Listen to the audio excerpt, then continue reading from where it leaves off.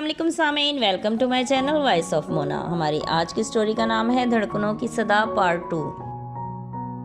آج سنڈے تھا اور شایان کی فیملی آج کھانے پر انوائٹڈ تھی۔ شایان کی ماں بہت خوبصورت عورت تھی۔ شایان ماں کا ہاتھ پکڑے ہوئے تھا، وہ اس کی ماں لگ ہی نہیں رہی تھی۔ جس دن ان کے گھر گئے تھے اس دن ان سے ملاقات نہیں ہو پائی تھی، وہ اس دن گھر پر نہیں تھی۔ شایان کی ساری فیملی ادھر سیٹل تھی، سب اندر آ کے باتوں میں مصروف ہو گئے۔ منسا کو عجیب سا محسوس ہو رہا تھا۔ خیر، انہوں نے رشتے کے لیے ہاں کر دی۔ وہ کافی گفٹ اور دوسری چیزیں منسا کے لیے لائے تھے۔ منسا کو شایان کی والدہ نے ڈائمنڈ کی رنگ پہنائی۔ منسا کو وہ مغرور سی لگیں۔ منسا کے چہرے پر خوشی کے کوئی آثار نہیں تھے، ایسے لگ رہا تھا جیسے کوئی بزنس ڈیل ہو رہی ہو۔ پھر سب کھانے میں مشغول ہو گئے، صرف داؤد صاحب خوش تھے۔ داؤد صاحب نے ہی بتایا کہ شایان کی ماں کا بھی اپنا بزنس تھا۔ منسا کو اس کے مغرور رویے کی سمجھ آ گئی، اسے وہ کچھ خاص اچھی نہیں لگی تھی۔ شایان کو محسوس ہوا تھا اور منسا کو بھی سمجھ آ گئی تھی کہ شایان ماں کے پیسے اور روب میں دبا ہوا تھا۔ وہ چلے گئے، منسا بھی خاموشی سے اپنے روم میں چلی گئی۔ داؤد خوش تھا، وہ شایان کی ماں کو بہت دیر سے جانتا تھا۔ اس کا یہاں ایک نام تھا، وہ پڑھنے آئی تھی لیکن واپس نہیں گئی۔ اس کا نام منزہ تھا، شادی بھی یہیں کی، پھر شوہر سے علیحدگی لے لی۔ اس نے تنہا زندگی گزاری تھی۔ شایان کو ماں کے سب حالات کا پتہ تھا، وہ ماں کی کوئی بات نہیں ٹالتا تھا۔ صبح وہ لوگ جا رہے تھے گھومنے کے لیے، کافی دور جانا تھا اس لیے صبح ہی نکل گئے۔ بہت ہی خوبصورت جگہ تھی، منسا کو اچھی لگی، اس کا موڈ بھی ٹھیک ہو گیا تھا۔ وہ وہاں ایک جگہ بیٹھی تھی، آنکھیں بند کر لیں۔ وہ ماحول بہت پرسکون تھا۔ وہ آنکھیں بند کر کے ماحول کی خوشبو کو محسوس کر رہی تھی۔ داؤد نے آواز دی، منسا ادھر آؤ، تمہیں ملوانا ہے کسی سے۔ وہ مڑ کر دیکھنے لگی، وہاں کوئی تھا۔ وہ اٹھ کر چل دی، وہ شاید داؤد کا ہی کوئی جاننے والا تھا۔ قریب پہنچی تو وہ اسے دیکھ رہا تھا۔ داؤد نے کہا، یہ مرتسم ہے، یہ گڈز ٹرانسپورٹ کمپنی کے مالک ہیں۔ اس کی آنکھیں بہت خوبصورت تھیں، وہ بڑی گہری نظروں سے منسا کو دیکھ رہا تھا۔ منسا کا دل زور سے دھڑکا، وہ اسے دیکھ کر عجیب سا محسوس کر رہی تھی۔ اس کا دل اسے مل کر شاید خوش ہوا تھا۔ داؤد نے کہا، یہ میری بیٹی ہے منسا، مستقبل میں سارا بزنس یہی سنبھالے گی۔ مرتسم نے کہا، بہت خوشی کی بات ہے، ہماری پوری سپورٹ ملے گی ان کو۔ منسا نے اسے تھینک یو کہا۔ منسا کو خوشی محسوس ہو رہی تھی۔ مرتسم نے اس کا موبائل نمبر مانگ لیا۔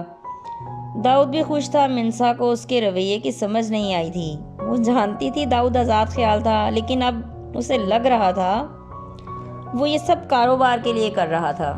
مرتسم نے انہیں اگلے ویک انوائٹ کیا تھا۔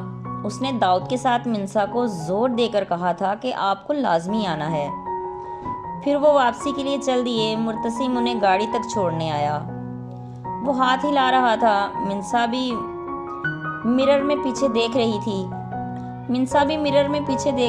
وہ گھر پہنچے، داؤد نے اسے سمجھایا کہ جاب چھوڑ دو، میرے پاس ہی رک جاؤ۔ ٹھیک ہے، لیکن ایک مرتبہ تو واپس جانا ہوگا مجھے۔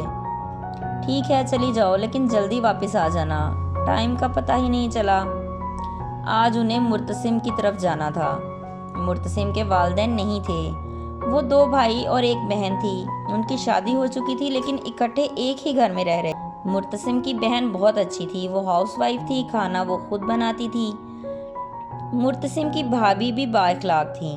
مرتسم نے خود انہیں گیٹ پر ریسیو کیا، وہ ان کے آنے پر بہت خوش تھا۔ منسا بھی خوش تھی، شاید یہ پہلی دعوت تھی جس میں منسا خوش تھی۔ منسا کا بھی دل نہیں کر رہا تھا گھر واپس جانے کو۔ داؤد تو ایزی ہو کے بیٹھا تھا، جیسے اس کا اپنا گھر ہو۔ پھر وہ کافی دیر سے گھر واپس آئے، انہیں یہاں آئے مہینے سے اوپر ہو گیا تھا۔ منسا واپس جانے کی تیاری میں تھی، ان کی واپسی دوسرے دن تھی۔ مرتسم اور شایان بھی ایئرپورٹ پر آئے تھے۔ منسا کی ساری توجہ مرتسم پر تھی، شایان سے اس نے بات بھی نہیں کی تھی۔ مرتسم سے ہاتھ ملا کر وہ ایئرپورٹ کے اندر چلی گئی۔ جہاز میں بیٹھ کر آنکھیں بند کر لیں تو مرتسم کا چہرہ اس کے سامنے تھا۔ وہ آتے ہوئے اپنی ڈائمنڈ رنگ داؤد کو دے آئی تھی۔ اس کی دھڑکنیں صدا دے رہی تھیں کہ مرتسم ہی اس کی منزل ہے۔